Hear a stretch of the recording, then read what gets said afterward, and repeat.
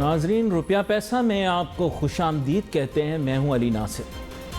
मैं आज बड़ा बेचैन और परेशान हूं कि पाकिस्तान के मुस्तकबिल का क्या होगा, लेकिन मुझे परेशान होने की कतई कोई ज़रूरत नहीं, क्योंकि अफसोस की बात यह है कि पहले शायर भी जो गुज़रे वो भी ये कह गए कि खौफ और डर और परेशानी ये है कि ये मुल्क ऐसे ही चलता रहेगा और आपको कोई टेंशन लेने की ज़रूरत नहीं है। क्योंकि एक मर्तबा क्या हुआ कि मैंने अपने ताईं खुद ही बायकाट कर दिया तमाम मवासलाती निज़ाम का। मोबाइल मैंने ऑफ़ कर दिया, टीवी मैंने ऑफ़ कर दिया, सेटेलाइट बंद, इंटरनेट फिनिश, और मैं 2 महीने तक फुल छुट्टियों पे चला गया। मेरा किसी से कोई राब्ता नहीं, यकीन करें, फुल एंजॉय। वहाँ जो अंग्रेज़ों वाले चौंचले होते हैं वो किए, समुंदर पे जाकर आराम से धूप सेकी, पानी में खेला हैं, खूब एंजॉय किया, आँखों को तरावट पहुँचाई, समझता आप गए होंगे हैं, खूब घुमा फिरा, शॉपिंग की, दबा के खाया, फुल एंजॉय, मस्ती मजाक, 14-14 घंटे नींद ली। हैं, फिर मैंने जब अपना फ़ॉरेन ट्रिप ख़त्म किया, वापस पाकिस्तान आया, मोबाइल ऑन किया। यकीन करें, हालात में 2% की कोई तब्दीली नहीं आई। जहाँ पे चीज़ें थी वहीं थी। मुझे अखबार का मुताला करने का बहुत शौक़, तो मैंने 80 के दिहाई के अखबार निकाल लिए। यकीन करो, डिटो कॉपी यही खबरें, तेल का बहरान, महंगाई का रोना, बेरोज़गारी हैं, और कराची के हालात ऐसे ही, लिसानी बुनियादों पर झगड़े हैं, वही सियासी गंद, एक दूसरे पे कीचड़ उछालना। उस ज़माने में इंटरनेट आया नहीं था। एक जैसे आजकल ये क्लिप्स निकालते हैं और ये ऑडियो वीडियो, उस ज़माने में लोगों की बेहुदा तस्वीरें बना देना, झूठी जाली, है ना, बस ये टोटल यही गंद गलाजत तब की और अब भी यही गंद गलाजत, कोई तब्दीली नहीं। इसलिए डोंट टेक अटेंशन। मईशत तभी बदहाली का शिकार, अब भी बदहाली का शिकार। मैं सही बता रहा हूँ आपको, मैं जिस तरह की चीज़ें देखता आ रहा हूँ बिल्कुल वैसी ही चीज़ें मुझे देखने को मिली। लेकिन मैं आपको एक सच्चाई बताऊँगा, मुशर्रफ साहब दुनिया से चले गए, लेकिन वो जो 4 साल गुजरे ना, मुशर्रफ के मतलब ये कि 8 साल थे, 8 में से 4 साल जो गुजरे ना, यकीन करो अच्छे गुजरे। बाकी वो भी मतलब उनसे बहुत गलतियाँ सरजद हुई होंगी, लेकिन मैं आपको वैसे बता रहा हूँ कि 4 साल उसके वाकई में, नो डाउट अबाउट इट, उसके दौर में अच्छा काम हुआ। बाकी ये कि कराची का, मैंने हमेशा, ये लोग वो फेसबुक के ऊपर लोग पता है क्या लिखते हैं, यार पुराना कराची बड़ा अच्छा था। यकीन करो, मैं आपको बता रहा हूँ कि मैं ये बंदर रोड के पास ही रहता था, ठीक है, मैं बंदर रोड के पास ही रहता था और सिनेमा होते थे बहुत सारे, तो मुझे सिनेमा देखने का बहुत शौक था, शौकीन बंदा हूँ मैं, तो सिनेमा देखने में जाया करता था। यकीन करो, पूरे बंदर रोड पे, पूरे एम.ए. जिन्ना रोड पे गंदी और गलीज इंसानी फुजले की बदबू आती थी। आपका पता नहीं मुझे, मैं पैदल जाता था, टोटल क्या कहते हैं उसको, पूरा एम.ए. जिन्ना रोड जो है ना, पता क्या होता था, बैतुल खला, टोटल जिसका जहां मूड बना वहीं पे ही कार्रवाई डाल दी। बुरा ना मानना, मेरी बातें थोड़ी कड़वी लगती हैं, सच्ची बात करता हूं, लेकिन मैं हिला के रख देता हूं, पूरी मार्केट को हिला के रखता हूं मैं। उसकी वजह क्या है, आपकी रियलिटी ही यही है। यह गंद और गलाजत थी जिसकी वजह से 80 के अंदर यहां पर लिसानी सियासत शुरू हुई। मैं आपको बता रहा हूं इस बात का, बुरा ना मानिएगा। ये जो 80 की दिहाई में जो लिसानी सियासत हुई है, इसकी वजह क्या बनी, इसकी वजह यही थी। लिसानी सियासत से ज्यादा अहम यह था, कराची में इतनी गंद गलाजत थी कि उसको साफ करने वाली कोई सियासी जमात नहीं थी। मैं सियासी जमात से बालातर होकर आपको बात करता हूं, ये शर्जील वगैरह को नहीं पता, ये अभी बच्चे हैं। उस जमाने में क्या हुआ कि जनाबे वाला, ये सिस्टम शुरू हुआ कि गली गली मोहल्ला मोहल्ला झाड़ू लगाओ। एक सियासी जमात ने ये स्लोगन बनाया। लिसानी सियासत जो है ये बाद में आई, ये बाद में आई, ये तमाम चीजें बाद में आई। जो हकीकी चीज हुई वो ये थी। अच्छा, इससे आगे सोचो आप, इसके आगे क्या हुआ। इसके आगे जो मामलात पेश आए वो ये आए कि आपने इकोनॉमी के बारे में बात करना शुरू की। अच्छा, जब मैंने होश संभाला तो आपको मैं बताता हूं कि गेम क्या थी। गेम ये थी कि एक ड्रामा था, ड्रामा। ड्रामा इन्होंने जिस तरह ये अभी गवादर और सीपैक की जो बकवास वाली स्टोरी बनाई ना, उस ज़माने में 80 की दिहाई में इन्होंने बकवास एक स्टोरी बनाई, कराची हांगकांग बन जाएगा, कराची सिंगापुर बन जाएगा, कराची ये बन जाएगा, फलां बन जाएगा। ठीक है, 2 टके की यहाँ पे कारकर्दगी कोई नहीं, ना कोई किसी ने परफॉर्मेंस दिखाई, मुल्क बर्बादी की तरफ ही गया, मैंने बेहतर होते नहीं देखा। मईशत का बेड़ा गर्क हो गया, सियासत में भी बेड़ा गर्क हो गया। इस शहर के अंदर हर वो जो खराब चीज़ हो सकती थी होना शुरू हो गई। लिसानियत यहाँ पर आ गई, इंतहा पसंदी यहाँ पर आ गई है, फिरका वारियत यहाँ पर। गलत बोल रहा हूँ क्या मैं? ये रियलिटी पूरे पाकिस्तान में आ जाओ, जिस शहर को हाथ लगाना पूरी रियलिटी बता दूंगा आपको मैं कि कहाँ पे क्या होता रहा है। इकोनॉमी ठीक हो जाएगी। अच्छा, अभी इकोनॉमी पे बात करते हैं। इन्होंने बोला साहब मुल्क की इकोनॉमी तो जनाब दिन दुगनी रात चौगनी तरक्की करेगी, हम एशियन टाइगर बन गए हैं। 90s में इन्होंने कहा we are a Asian tiger. अब एशियन टाइगर का रिजल्ट ये हुआ कि जब ये बैलून बर्स्ट हुआ तो पाकिस्तान फर्स्ट विक्टिम्स में से था। ये मैं आपको बताऊं 88 से शुरू हुआ, 88 तक 90 हुकूमत चली बीबी साहिबा की, ठुस मईशत। 90-93 हुकूमत चली नवाज शरीफ साहब की, थोड़ी मईशत में बेहतरी आई। क्या काम अच्छे किए नवाज शरीफ ने, मैं बताता हूँ। Number 1 open sky policy, number 2 deregulation है, number 3 economic development and mega projects, economy में बेहतरी आई। फिर नवाज शरीफ की छुट्टी कर दी गई। नवाज शरीफ साहब की छुट्टी की गई, बेनज़ीर साहिबा को दोबारा से म्यूजिकल चेयर में वापस लाया गया। एंड 96 में फिर दोबारा बेनज़ीर साहिबा की भी छुट्टी कर दी। फिर 97 आ गया, 97 में हैवी मैंडेट के साथ दोबारा वापसी। फिर 99 में गलती हो गई, मुशर्रफ आ गए 12 अक्टूबर 1999। मईशत बेहतर नहीं हुई।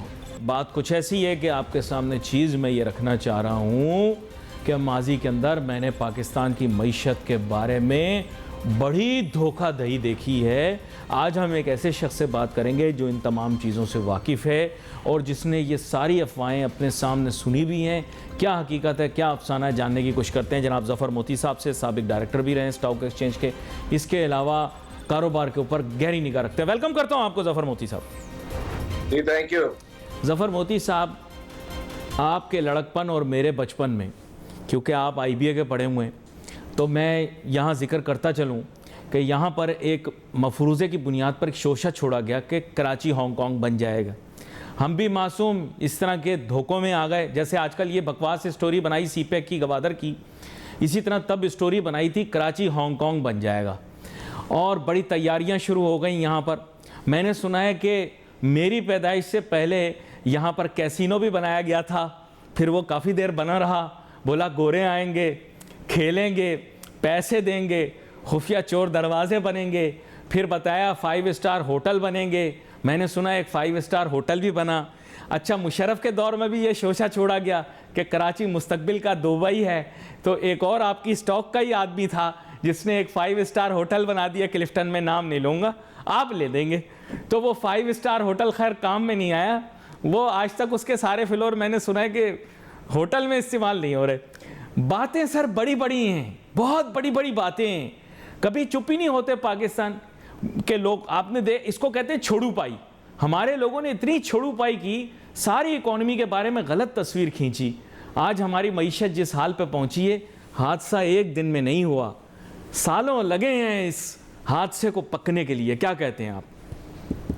बिल्कुल सही कह रहे हैं अली भाई, लेकिन ये छोड़ू पाई नहीं थी। देखें, कई मर्तबा उम्मीद हो जाती है, उम्मीद इंसान है, उम्मीद पर जिंदा होता है। उम्मीद हो जाती है। जब ओपन स्काईज हुए थे, जब नवाज शरीफ की पहली हुकूमतें आई थी, तो यहाँ पर 4 प्राइवेट एयरलाइंस खुल गई थी।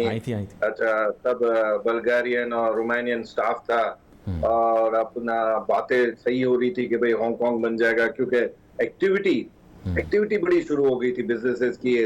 इनकमिंग इन्वेस्टमेंट्स आने शुरू हो गए थे, डायरेक्ट इन्वेस्टमेंट, इनडायरेक्ट इन्वेस्टमेंट, दोनों मुल्क खुल गए थे, इंडिया और पाकिस्तान दोनों।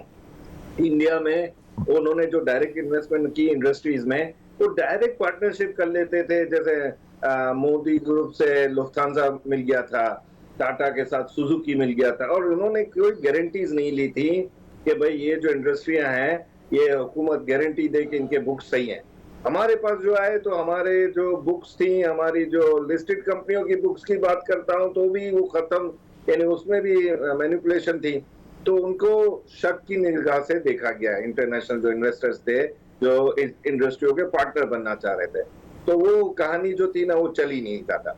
लेकिन अच्छा, मेरे एक अजीज से जफर मोती साहब, मफरूज़े से आपको समझाता हूँ, आप शायद उनको जानते हैं। वो बड़े मशहूर मेमन बिजनेसमैन हैं। तो मैंने एक दफ़ा उनसे पूछा तो मुझे कहने लगे यार बेटा भी किस्मत वालों को मिलता है। तो मैंने बोला ये आपके तो 4 बेटे हैं। कहने लगे लेकिन मेरा एक भी बेटा काम का नहीं है। मैंने कहा क्यों? कहते हैं यार ये पहले बेटे को फैक्ट्री लगा के दी, इसके बड़ी उम्मीद थी कि ये फैक्ट्री को कहीं से कहीं पहुंचाएगा, इसने लगा हुआ बिजनेस बंद करवा दिया। वो मैंने बोला दूसरे को, कहने लगे दूसरे को यार मैंने होलसेल का और इसका बिजनेस खोल के दिया जोड़िया बाजार में, इसने वो बंद करवा दिया, बल्कि जो मेरा चल रहा था वो भी बंद हो गया। मैंने कहा तीसरे को क्या काम दिया? कहने लगे तीसरे का यार मेरा कार शोरूम था बहुत बड़ा। अब सारे इशारे तो दे दिए मैंने आपको, कोई कार शोरूम था इसका बहुत बड़ा, तो इसको वो दिया। कहते हैं यार जो काम चलता था वो भी बंद करा दिया। मैंने कहा चौथे को क्या किया? कह रहे हैं इसको कि ताजिर तंजीम का सरबराह बना दिया कि ये किसी काम में आ जाएगा। यार ये बेटा अच्छा होना चाहिए यार। तो बात ये कि सर उम्मीद तो बांधी थी, उम्मीद सबसे थी, दम नहीं था बेटे में, सीधी जो बात है। आप मानो नहीं मानो? नहीं, ये ऐसे बहुत से सीन हुए हैं। वो मेरा एक दोस्त है, उसने कहा कि वो जो है बच्चे को यहाँ की लोकल नई रोशनी स्कूल में लड़के को पढ़ाएगा। हाँ। और बेटी को अमेरिकन स्कूल में पढ़ाएगा, फिनिशिंग स्कूल में। लड़के को मिल रहा था अमेरिकन स्कूल में, लेकिन बेटी को नहीं मिल रहा था। तो मैंने कहा पहले लड़के को डाल दे। इसने कहा लड़का अगर फिनिशिंग स्कूल में पढ़ा तो मेरी फैक्ट्री को ये 10 दिन में मजदूर और मैनेजर इसको ताले लगा के इसको अंदर बंद कर देंगे। इसको तो स्ट्रीट स्मार्ट होना चाहिए। और वो बात बड़ी लॉजिक थी। दूसरा हमारे एक दोस्त है, उसको भी आप जानते होंगे, उसने नूरियाबाद में बहुत बड़ी जमीनें ली। तो हम सब कहते थे क्यों कर बेटे दोनों मेरे अक्लमंद और तेज निकले तो यहाँ फैक्ट्रियां खोलेंगे, और नहीं निकले तो अपनी जिंदगी भर ये बेचेंगे और जिंदगी गुजारेंगे। ये देखो ज्यादा इशारा दे दिया आपने, ज्यादा दे दिया। देखो इशारा पाकिस्तान यार, अभी क्या है, सब दोस्ती है ना। अभी यहाँ पर पाकिस्तान में ये चीजें उम्मीद भी बेटों से होती है। अच्छा, बेटों से उम्मीद क्या हाजी शरीफ को नहीं थी, जो उन्होंने कहा कि मेरे इस बेटे को तो फिल्म इंडस्ट्री में डाल देते हैं। ये भी मशहूर किस्सा आपको पता है। तो यहाँ पर जो किस्से हैं, ये आप समझ गए मैं किसकी बात कर रहा हूँ? पता नहीं, मुझे पता नहीं आप किसकी बात कर रहे हैं। भाई एक अब्बा जी हैं बहुत मशहूर, जिनका नाम ही अब्बा जी था। उन्होंने अपने सबसे जो यूं ही तो वो बड़ा अच्छा जाने तो वो बचपन में हमारे वीसीआर का फास्ट फॉरवर्ड होता था, फास्ट फॉरवर्ड बटन हाँ कर देते हैं। अच्छा, अब जो है कहानियां यहाँ पर बहुत चली हैं। जब 4 एशियन टाइगर्स बन रहे थे तो उस टाइम हम लोगों को यकीन नहीं आया कि हमारा मुल्क पहले एशियन टाइगर होना चाहिए, क्योंकि हमने साउथ ईस्ट एशिया में साउथ कोरिया की वॉर के वजह से हमारा बड़ा प्रमोट हुआ था टेक्सटाइल। यहाँ पर चाइना के लोग, साउथ कोरिया के लोग हमारी टेक्सटाइल इंडस्ट्री देखने आते थे। अब मेरे पास पिक्चर्स अभी तक पड़ी हैं। नहीं, लेकिन उन्होंने आसियान, देखो जफर मोती भाई, आप खुद जानते हैं कि उन्होंने आसियान कंट्रीज पे अपना पैसा लगाया, वहां पे पोटेंशियल अवेलेबल था। आप देखो वहां पे इंफ्रास्ट्रक्चर वो लेकर आए। आज भी मैं कहता हूं आप थाईलैंड जाओ, स्वर्ण भूमि एयरपोर्ट ऐसा है कि आपको जाते ही महसूस होगा कि यार मैं किसी एयरपोर्ट पे आया हूं। और कराची एयरपोर्ट पे पैर रखते ही आपको लगेगा अच्छा बस अड्डा बनाया है। तो सर ये चीजें पता लगती हैं भाई। हमने वो हालात देखे हैं जब थाईलैंड के हालात बुरे थे। कंबोडिया, लाओस, वियतनाम जंग में था। फिलीपीन में कोई उतर नहीं सकता था। अपना मलेशिया और इंडोनेशिया का तो हाल ऐसा बुरा था कि बस एशियन टाइगर्स बने। अच्छा, अपना एशियन टाइगर्स के सामने गिर गए। फिर एक वक्त आया कि एशियन टाइगर्स को भी एक झटका लगा। ये तो बातें की माजी की, अब मुस्तकबिल में क्या होगा मेरे ख्याल से ये भी बड़ा ज़रूरी है। ज़फ़र मोती साहब, मैंने भी सुन रखा है दुनिया में आर्टिफिशियल इंटेलिजेंस यानी AI का दौर आ गया। आपने भी सुन रखा है स्टॉक एक्सचेंज पर भी, फाइनेंशियल मार्केट्स पर भी असरअंदाज होगा। जाने कितने ही सेक्टर्स ऐसे हैं जो कि AI की जानिब राग़िब हो गए हैं। इतने सारे हैं कि मैं आपको बता नहीं सकता। Being a forward looking person like yourself, I think कि प्री एम्प्ट कर लिया जाए, हालात को समझ लिया जाए तो वो बेहतर है। In future financial analysis, stock exchange की analysis, banking, customer relationship management, tele services, you name it, इतनी सारी चीज़ें जो हैं एआई की नज़र हो जाएंगी, आर्टिफिशियल इंटेलिजेंस की नज़र हो जाएगी। क्या पाकिस्तान में आपने इसकी तैयारी के मुतल्लिक सुना है? मैंने सुना था कि आरिफ अलवी साहब ने इसके मुतल्लिक बातें की, लेकिन आपने कुछ अमली तौर पर होते हुए देखा है? बिल्कुल नहीं देखा है। इतना बड़ा मसला, इतना बड़ा डेंजरस चीज, खतरनाक चीज दुनिया पर आने वाली है, लेकिन इसको समझने वाले, इसको आगे फॉरवर्ड करने वाले, इसको हैंडल करने वाले यहाँ है ही नहीं। हैंडल हो रहे हैं जो हैंडलर्स, और वो जो ये अपना पॉलिटिकली, बाकी इस चीजों को ध्यान में लेकर इसका जो इफेक्ट्स आने शुरू हो गए हैं। देखिए, डिजिटल बैंकिंग की वजह से कितनी बैंकें जो हैं वो खत्म कर रही हैं अपनी ब्रांचेस, ये तो अभी स्टार्ट हो गया है। अभी आगे जो इसके खराबियां आएंगी, जिससे एक डॉक्यूमेंटेशन में जालीपन आएगा, और लोग कहते हैं कि जो सिस्टम का हैक होना बड़ा नॉर्मल चीज हो जाएगी। ये सब चीजों को हैंडल करना, इसके फायरवॉल्स बनाना, इसके लिए कोई कुछ काम नहीं हो रहा है। और अभी से जो अंदर के लोग हैं गूगल में, वो तो घंटी खतरे की बजा रहे हैं। इवन स्टीवन हॉकिंस जैसे बंदा, जो दुनिया का माना गया जाता है, उसने भी कहा कि आप लोग जो हैं ज्यादा स्पेस में किसी को ढूंढने की कोशिश ना करें। यानी वो एक इनडायरेक्टली आपको मैसेज कर रहा है कि if somebody is out there है भी, तो उसको आउट देयर ही रहने दो, यहाँ अपने मसले बहुत हैं। तो वो जो ये तो स्टीवन हॉकिंस की, अब आर्टिफिशियल इंटेलिजेंस में हमारे जैसे मुल्क को तो बहुत बड़ा इफेक्ट आ सकता है। हमारे मौसमियाती रिपोर्ट्स में चेंजेस आ सकते हैं, हर जगह हो सकता है। अभी आप देखिए, एक छोटा सा एक इफेक्ट है कि एक तरफ एक रिपोर्ट बोल रही है कि पाकिस्तान इंडिया में मानसून की बारिशें कम होंगी, और दूसरी तरफ यूनाइटेड नेशन की रिपोर्ट बोल रही है कि पाकिस्तान दोबारा सैलाब के अंदर आ सकता है। अब किसकी रिपोर्ट को आप माने, किसको सही कहें? और उसका एक इफेक्ट जो है एनवायरनमेंट का, वो पाकिस्तान की इकोनॉमी पर लास्ट ईयर भी कितना पड़ा है वो कोई नहीं देख रहा है, अभी कितना पड़ा है कोई नहीं देख रहा है। जो अभी ये जो आटे का जो डिस्ट्रीब्यूशन है, इसमें कहते हैं 20 अरब रुपए की हुई है, ऐसे सैलाब में कितनी हुई ये तो किसी को पता ही नहीं है। अच्छा, यहाँ पर मैं आपसे एक चीज़ जानना चाह रहा हूँ कि एआई जो है वो हमने ह्यूमन डेवलपमेंट पे फोकस शुरू कर दिया। हम हर जगह गलत देर से पहुँचते हैं ना, तो हम देर से पहुँचे, हमने ह्यूमन डेवलपमेंट और प्रोग्रामिंग और पूरे मुल्क को इस पे लगा दिया। पता लगा ये नई फील्ड आ गई एआई, वो पुराना सब कुछ रिडंडेंट हो गया। आपको याद होगा स्टॉक एक्सचेंज में एक ज़माना वो भी था, मैं और आप ट्रेडिंग फ्लोर के ऊपर तब भी बात करते रहे जब वहाँ हू का आलम और सन्नाटा होता था, सब कंप्यूटर पे होता था। और एक दौर वो भी था जब बोलियां लगती थी, चीखो पुकार होती थी, कान पड़ी आवाज नहीं आती थी। तो सर, टेक्नोलॉजी तो चीजें चेंज कर देती है। गलत कह रहा हूँ, सही कह रहा हूँ?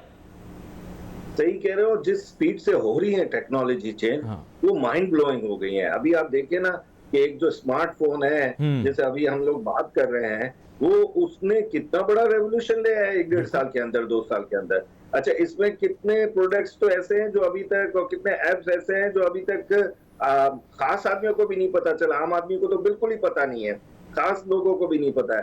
फिर ये जो डिवाइसेस ओपन अप ऑटोमेटिकली हो जाते हैं, ये जो आप देख रहे हैं कि नई नई वीडियोस, ऑडियो लीक्स हो रही हैं, ये सब क्या है? ये आर्टिफिशियल इंटेलिजेंस की भरमार है। एआई आपका चेहरा मेरे चेहरे पे और मेरा चेहरा आपके चेहरे पे लगा सकता है। आपकी कोई की हुई बात मेरी आवाज में और मेरी की हुई बात आपकी आवाज में पेश कर सकता है। ये भी आपने देखा होगा, हो रहा है। बिल्कुल हो रहा है। और ये इससे फायदा हुआ है जिनकी जो गड़बड़ वाली पिक्चर असली भी है, तो वो अब कह सकते हैं कि एआई से बनी हुई है। हाँ, ये तो है। माजी में भी आपको पता होगा कि इस तरह की पहले तो जाली तस्वीरें ही आती थी।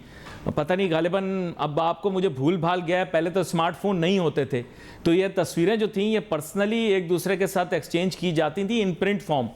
और मुझे आज भी याद है कि जो अहम शख्सियात होती थी मुल्क की, उनकी जाली तस्वीरें सर्कुलेशन में लाई जाती थी, क्योंकि अखबारात में तो छप नहीं सकती थी। खैर, जाने दें, वो भी एक चैप्टर था।